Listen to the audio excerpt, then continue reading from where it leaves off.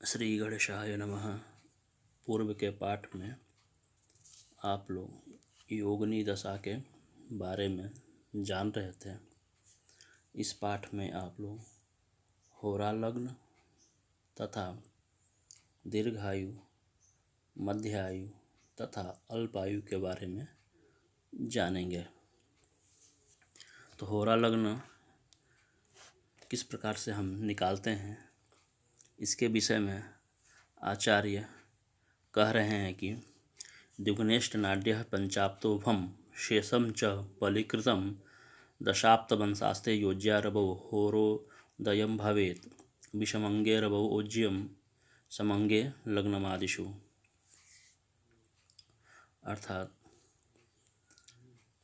इष्ट घटी पल को 2 से गुणा कर देते हैं और करें पंचाप्त और 5 से भाग देते हैं।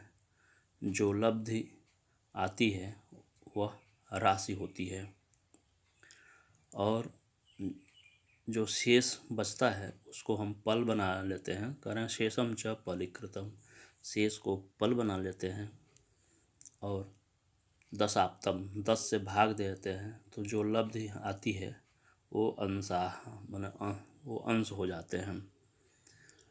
तो कह रहे हैं कि और उसमें क्या होता है कि यदि जन्म लग्न विषम संख्यक हो तो राशि आदि सूर्य में, एवं यदि जन्म लग्न सम संख्यक हो तो राशि आदि जन्म लग्न में पूर्व लब्धि को जो आया हुआ है उसको हम क्या करते हैं, जोड़ देते हैं, तो स्पष्ट होरा लग्न हो जाता है। जैसे कोई एक उदाहरण के माध्यम से आपके सामने प्रस्तुत कर रहा हूँ। जैसे इष्टकाल 13-55 अर्थात 13 घटी 55 पल है, उसको 2 से गुणा कर दिया तो 27-50 हो गया। उसको क्या करेंगे, उसमें हम 5 का भाग दे देंगे। तो यानी 50 में 5 का भाग दे देंगे तो 5 जो है लब्धि हो जाएगी और जो शेष आएगा वो 250 हो जाएगा। इसको हम पल बना लेंगे। 250 का पल हो गया 170। 170 में फिर से हम 10 का भाग देंगे तो 17 आ जाता है, तो वो अंश हो जाता है। और जो पहली बार जो 5 आया है वो राशि हो गई।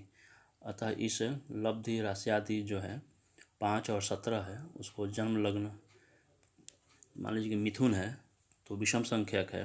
तो विषम संख्यक होने के कारण स्पष्ट सूर्य में अर्थात कोई स्पष्ट सूर्य हो 11, 20, 58, 0, उसमें हम क्या करते हैं, जोड़ देते हैं तो ये राशि आदि स्पष्ट होरा लग्न हो जाता है। इस प्रकार से हम स्पष्ट होरा लग्न निकाल लेते हैं। इसी प्रकार हम आयुर्दाय ज्ञान करते हैं। जैसे कहते हैं कि चरे चर स्थिर द्वंद्वाः स्थिरे द्वंद्व चर स्थिताः द्वंद्वे स्थिरो भयचराः दीर्घ मध्याल्पकायुषः। अर्थात आप लोग सामने एक चार्ट के माध्यम से उदाहरण प्रस्तुत करूंगा जिसके माध्यम से आप जान जाएंगे कि दीर्घायु, मध्यायु और अल्पायु कैसे निकालते हैं। तो जैसे इसमें दिए हैं कि लग्नेशः चरवे, अगर लग्नेश चर राशि में, अष्टमेश भी चर राशि में हो तो दीर्घायु होता है। लग्नेश स्थिर में और अष्टमेश द्विस्वभाव में तो दीर्घायु होता है। और यदि लग्नेश द्विस्वभाव में, अष्टमेश स्थिर में, तब भी वो दीर्घायु होता है।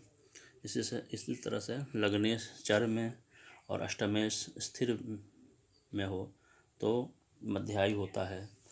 और लग्नेश स्थिर में और अष्टमेश चर में हो तो भी मध्यायु होता है। लग्नेश द्विस्वभाव में, अष्टमेश द्विस्वभाव में हो तब भी वो मध्यायु होता है।